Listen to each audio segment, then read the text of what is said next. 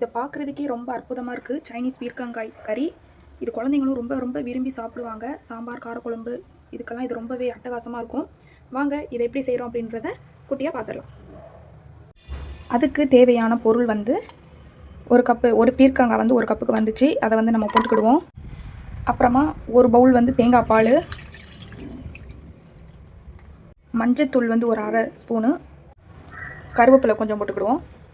கரம் மசாலா வந்து ஒரு 2.5 ஸ்பூனுக்கு கரம் மசாலா, பச்சை மிளகா வந்து 3 பச்சை மிளகா கீரி போட்டிருக்கேன். ஏன்னா நமக்கு வந்து இதுதான் காரம், தேங்காய் பால்ன்றதுனால கொஞ்சம் காரம் வேணும். பூண்டு ஒரு 10 பல் பூண்டு தோலோட நசுக்கி வச்சுருக்கேன், அதையும் இது கூட சேர்த்துக்கிடுவோம். சின்ன உள்ளி ஒரு 10 பல் உள்ளி எடுத்து போட்டுக்கிடுவோம். உப்பு ஒரு ஸ்பூனுக்கு, அதுக்கப்புறம் தேவைக்கேற்ப பார்த்துக்கிடுவோம். அவ்வளோதான். இப்போ இதை வந்து நல்லா மிக்ஸ் பண்ணி விட்டுட்டு அடுப்பில் ஏற்றிட்டு நல்லா வற்ற விடணும். டேஸ்ட் வந்து ரொம்பவே சூப்பராக இருக்கும். வாங்க இப்போ அடுப்பில் வந்து ஏற்றிடுவோம். பாருங்கள், சும்மா கல்லன்னு நல்லா கொதிச்சிட்ருக்கு. இது இன்னும் நல்லா வற்றணும். வற்றினதுக்கப்புறம் நல்லா ரெடி ஆகிடும். வந்து அப்பப்போ கிண்டி விட்டுக்கிட்டே இருக்கணும். இந்த சைடு இதெல்லாம் எடுத்து விட்டுக்கிட்டே இருக்கணும். ஏன்னா கடைசி ஸ்டேஜில் வந்து கொஞ்சம் அடி பிடிக்காது, பட் அந்த தெரையாக பிடிக்கிற மாதிரி இருக்கும். நீங்கள் அப்பப்போ கிளறி விட்டுக்கிட்டே இருக்கணும்.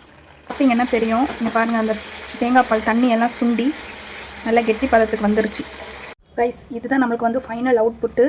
இங்கே பார்த்தீங்களா? அதே மாதிரி பீர்க்கங்காய் வந்து பெருசாக அறியணும். நீங்கள் மெலிசாக வாழைக்காய் அறிகிற மாதிரி அரிஞ்சிங்க அப்படின்னா அது வந்து நல்லா வதங்கி போயிடும். இது மாதிரி செஞ்சு பார்த்துட்டு டேஸ்ட் பண்ணிவிட்டு சொல்லுங்கள்.